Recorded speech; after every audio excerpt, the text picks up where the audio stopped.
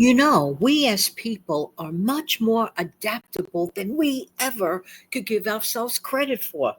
Yes, we are, and I'll talk about that in a minute. Good morning, good afternoon, good evening. This is Jan. Welcome to another episode on this channel, the Save Money More Jan channel. How you doing today? Today we're going to talk about a couple of mixed bag of tips and tricks that work for frugal living. We are adaptable. But what does that have to do with frugality? Kind of, sort of, it works hand in hand, but we do not seem to realize that during our everyday life. I was thinking about folks that on purpose, in order to save a ton of money on their living expenses, e.g., high rents, mortgages, and whatever, and want to have the assurance that they have somewhere to be able to live. A lot of people live the van life or in RVs or on purpose. This is all fully intended. They want to do it in various vehicles and let's say minivans. You could go through the whole list. It is amazing how in human nature, how the human person can adapt themselves to different environments. Okay. For example, let's talk about something for a minute. Let's say a person lives in an average 1 or 2 bedroom, regular standard apartment. We all know what those look like, right? And yet, that person may turn around and say, boy, oh boy, I don't have any space in here. Tell that to the person that creatively makes do in their little minivan or back of a car or some other wonderful thing that they turn into a home. There are so many creative situations. I love watching that. People, turn, let's say, a tiny shed into a tiny home, for example. They put a lot of love in it. But many people opt for living in smaller places, in smaller spaces to keep what? Their expenses down, yet to continue to live their independent lifestyle with a place of their own. Now, I was thinking, if we, let's say, regular apartment dwellers, the average apartment, 1 or 2 bedrooms, or people that, folks that live in a house, right? Boy, oh boy, I have no space or place to put anything. Is that really the case? Or is it really more a matter of, maybe we have some clutter to get rid of? But I'll tell you one thing. I said, I want to watch some of those other videos with the people that live, rolling on wheels and stuff like that. How do they do it? They live quite an organized lifestyle in the back of their van, truck, whatever. And they make their place look so cute and run so efficiently. It is absolutely mind blowing to me. For example, every inch of space is utilized. Do we utilize our storage space in a better manner that we could? I think all of us can work on that. I mean, some of us are really great at it, so I'm not dismissing that, but I would imagine that the great majority of us that whine, cry, and complain. I mean, let's just say that a person that didn't opt for it because they want to, but their circumstances put them in like a place where all of a sudden they find themselves living in a car. And there are many people this time around that are doing this, okay? They want to make sure they salvage every little spot. Do we take certain things for granted? I think we do. I think all of us do. Oh, and it's amazing how, let's say, for basic needs, let's say, like, for example, taking a shower, right?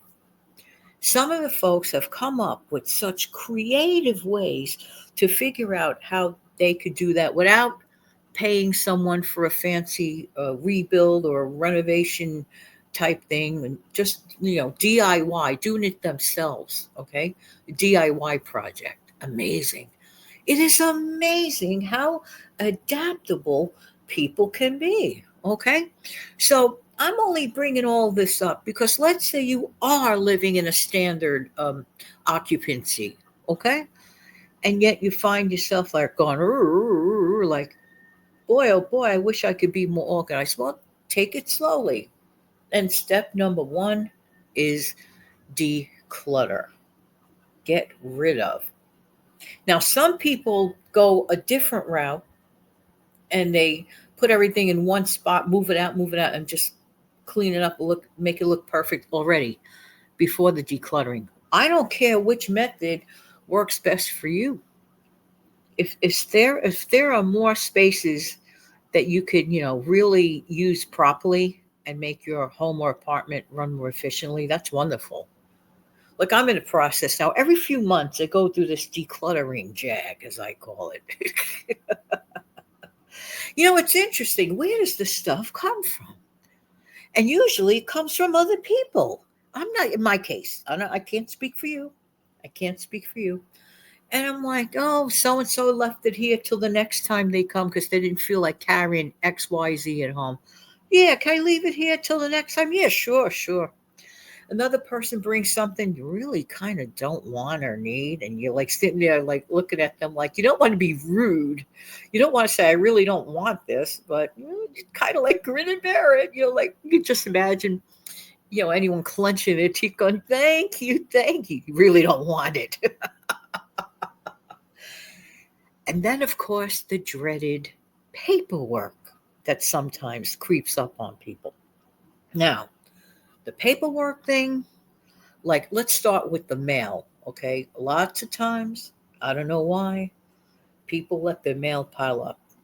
They put it away in some little, I don't know, box or thing hanging up on a wall or whatever, and they wait to get to it.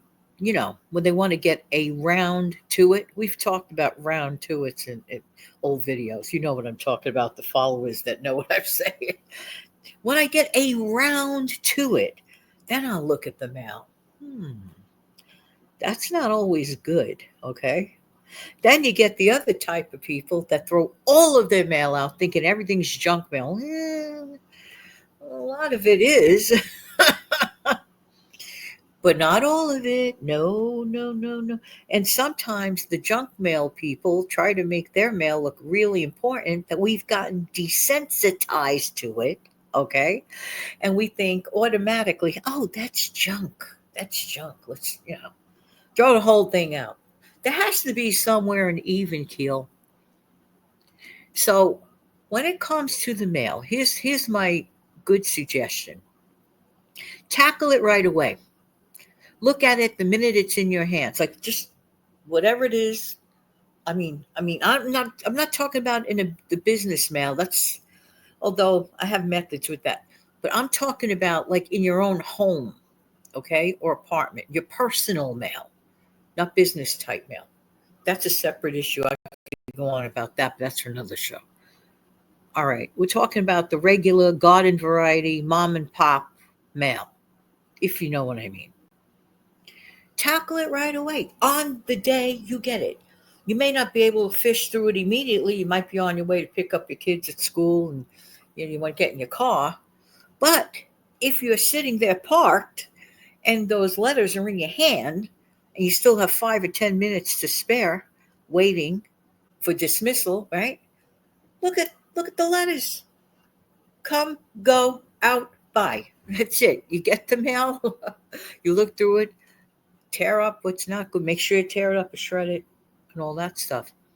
That's easy clutter to prevent. That I call preventative clutter. That's my own thing on that. Preventative clutter. Oh, mail has a way of sneaking up on a lot of people. I've seen people talk to me that they've gone through boxes and boxes of mail. I said, you mean business mail? Like, because of your business? No, personal mail. I'm like, what? I don't like any mail to pile up. But like I said, the business thing is another show. So there are things we could do. And if you want to get some wonderful tips and tricks, they're all over the place on this platform, of course.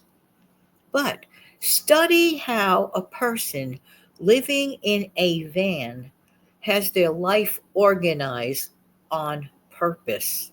Everything they put away has a place. Everything they do is with great intention. That's how they get to function properly living like that. And yet other people complain. To me, a 2-bedroom apartment is like a palace as far as space goes. There are some people who are perfectly happy that they get to lie down like in the back of their vehicle, on a mattress and stretch. Think about all this. So while we're taking a lot of stuff for granted and becoming, I don't know, negligent, letting boxes pile up and mail pile up, we don't have to do that. That's a choice we make. And just like the people who intentionally, on purpose, choose to live, let's say, in a vehicle on purpose because they don't feel like spending thousands and thousands of dollars a month on rent. Okay, they want to travel. They have their reasons, whatever. But they sure make sure. And here's another interesting thing I've noticed. Some people get by taking a half a gallon of water type of shower. Did you just say that, Jen? Yes, I did. Do you realize how many gallons of water people waste taking a bath? That's number one. Taking a bath uses up a lot of water. I'm just saying, okay? And you got to rinse again anyway. You get up and take a shower anyway, so you're spending more water. I'm talking about regular situations at home. Not such the same issue when you're in, let's say, an RV. Your water is limited by your affordability. Interestingly, most people can learn how to get by taking a shower on a half a gallon to 1 gallon of water. Yep, I said that. Take a shower on one half a gallon to 1 gallon of water. There are ways to do that, as they used to call, I think, a GI shower. I don't know if they still call it that. I have no idea. So basically, you go in, into the shower area and you soap up. You put a little water, soap up. Shut it off while you're soaping up. Huh? You mean I can't stand there and let it run while you're soaping up? No, because that's where the water goes bye-bye. These are all things people do intentionally. Then when it's time to rinse, then they rinse. And they're not spending 10, 12 gallons of water taking a bath and a shower. Uh, uh, uh. It is interesting what we choose to make work for us. Some folks are very happy to be able to step out of the vehicle and have a little bit of a shower enclosure and pray that it's not a windy day. They make one up so they can have like a privacy tent type situation. Pray it's not windy, or they create some makeshift jerry rigged situation. Pray, and appreciate. I'm just saying, if people are so adaptable to do that, then why can't folks that have a regular, I'm just firm about this, a regular standard living apartment, and don't get me started, the ones with the homes and the extra basements and the attics and all that spare space going on, and still say, I don't have room. I think the room is there, but I think the way we spend our real estate space might not be there. We can improve upon that. Does that make sense? Well, it makes sense to me. All right, something to chew on, something to think about on this Sunday morning. All right, everybody, thank you so much for being here. I truly appreciate everybody's time. So, the mixed bag of tips or tricks is be observant of how people who live in tiny houses, tiny areas, make the most of things. If you live in a standard thing and still can't figure out space, watch what they do. We might find a wonderful valued tip or trick. Have an amazing day, everybody. Super thanks are forever welcome. Thank you, and take good care of yourself and your amazing family. Thank you.